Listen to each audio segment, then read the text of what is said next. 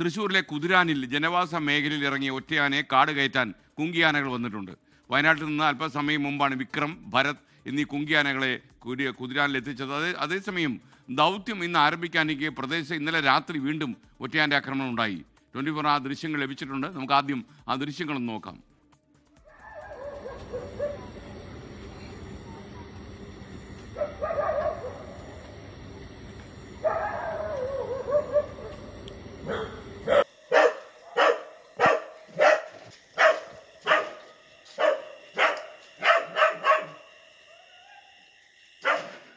തെരുവുനായ ആനയ്ക്കും പേടിയാൻ തോന്നുന്നു.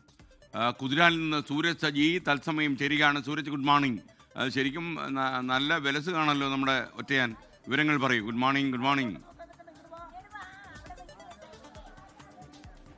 Good morning.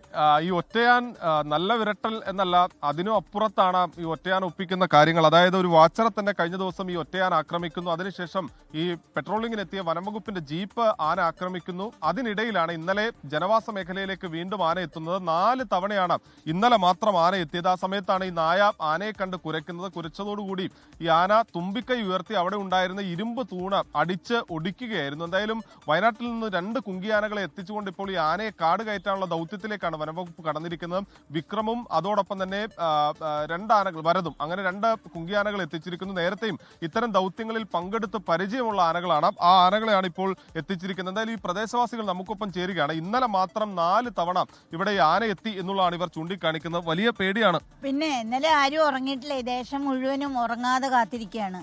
അതുപോലെ തന്നെ സാറുമാരും ഉറങ്ങാതെ അവരും ഇരിക്കുക. എന്ത് ചെയ്യാൻ പറ്റും? വരണ്ട് ഓടി നടക്കുക 4 പ്രാവശ്യം. അപ്പോൾ അത് എത്രയും വേഗം അവന് ഇവിടുന്ന് കൊണ്ടുപോകണം. ഇവിടെ ഉൾക്കാട്ടിലൊന്നും കയറ്റിയും വിടേണ്ട, ഒന്നും വേണ്ട, ഇവിടുന്ന് കൊണ്ടുപോയേ പറ്റൂ. അതാണ് ഞങ്ങളുടെ ജനങ്ങളുടെ ആവശ്യം, ഞങ്ങളുടെ നാട്ടുകാരുടെ ആവശ്യം, എല്ലാവരുടെയും ആവശ്യം.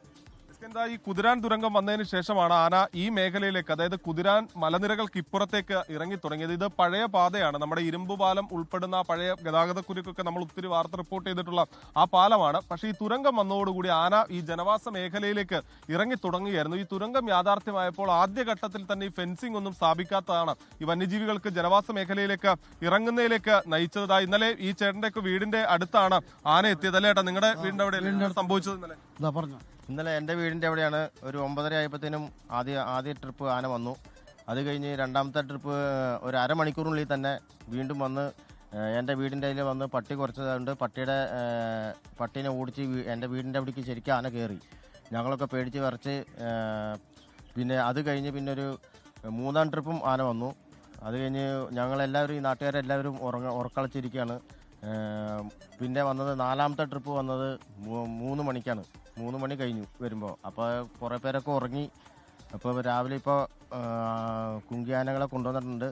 ജനങ്ങളുടെ ഇവിടുത്തെ ആവശ്യം എന്താന്ന് പറഞ്ഞു കഴിഞ്ഞാൽ ആനേനെ നേരിട്ട് ഇവിടെ കാട്ടി കയറ്റുകയല്ല വേണ്ടത്, നേരിട്ട് ഇവിടുന്ന് പിടിച്ച് കൊണ്ടുപോകണം എന്നുള്ള ഇതാണ് ജനങ്ങളുടെ ആവശ്യം.